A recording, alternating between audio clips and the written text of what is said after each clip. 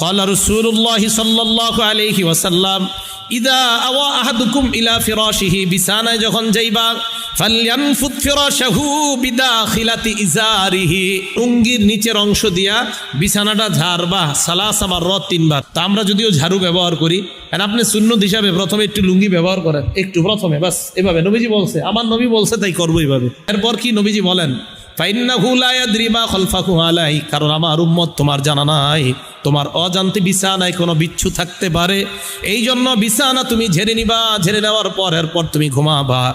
নবীজি বলেন যখন তুমি বিছানায় যাইবা, মুসলিম শরীফের বর্ণনা 2714 নম্বর হাদিসে নবী বলে ফাল্লিসাম্মিল্লাহ, আল্লাহর নাম নিবা। কার নাম? আল্লাহ। আল্লাহর নাম নেওয়ার পর ইদা আরাদা আইয়াত্তাজিআ, যখন তুমি ঘুমাইতে চাইবা ফাল্যাত্তাজি আলা শিক্কিহিল আইমান, ডান কাত হয়ে শুইবা। কোন কাত?